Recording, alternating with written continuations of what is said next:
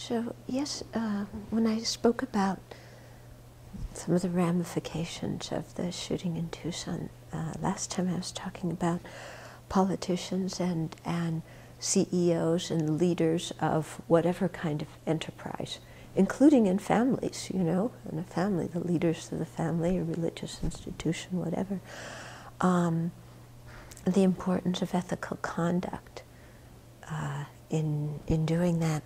And I was thinking that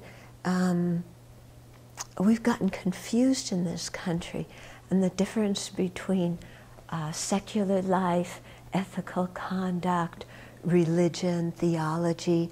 We have a lot of, I think, misconceptions about these things, because in the name of secularism, we've thrown out, we've said, okay, separation of church and state, and that's fair enough. I really agree with that.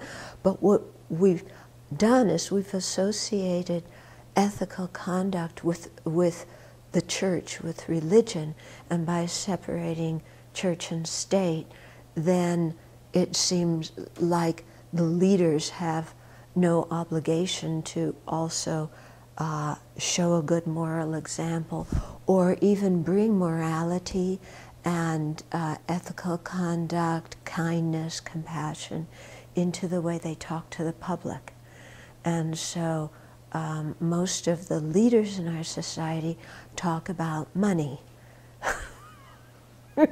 Yeah, money, you know, the economy, the war, and they think that leadership involves, you know, making the country materially prosperous and materially safe, but not thinking about the social ramifications of how we go about that, and not thinking of the ethical implications of that too. And I think that's really important. And so I think what's happened is that some people have recognized, oh, you know, we need more of kind of kindness, compassion, ethics in the public discourse. And so they say, religion. And then they confuse ethical conduct, religion, ethical conduct, compassion, religion, compassion and kindness with religion. And then religion becomes also a political force. You know, okay, we've got to bring our theology, because they've confused theology with ethics and theology with compassion. So we have to bring our theology into the national discourse, into politics. We have to push for our theology to be heard. But I don't think that's the case, especially in a culture that is multi-religious, okay?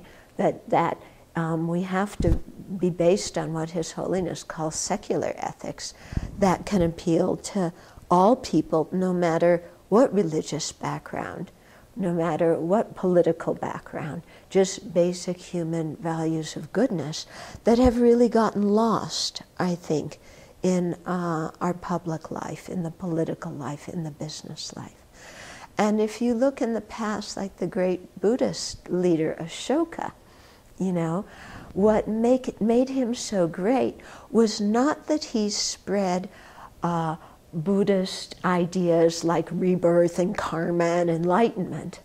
It was that he talked about ethical conduct, kindness, and compassion. Yeah, he lived 3rd century BC. He really unified India at that time.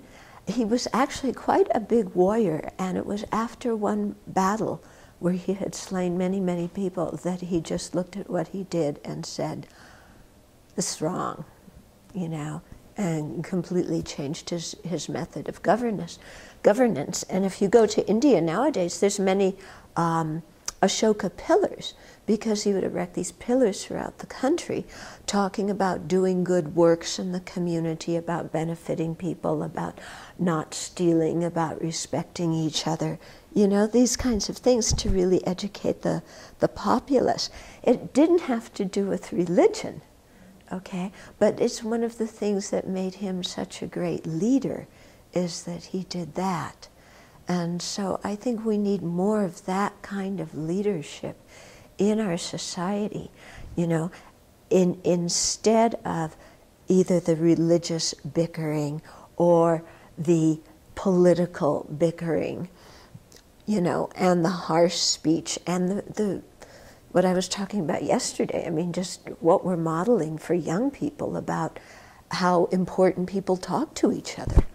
My goodness, it's like totally upside down, okay?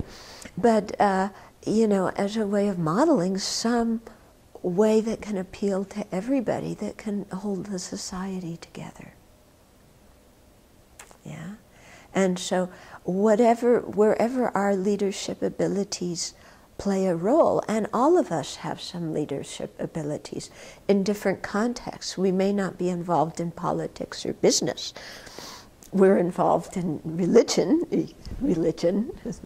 I don't know, ethical conduct, spreading of compassion, whatever it is. But in a family also, you know, the parents have to act ethically if the children are going to.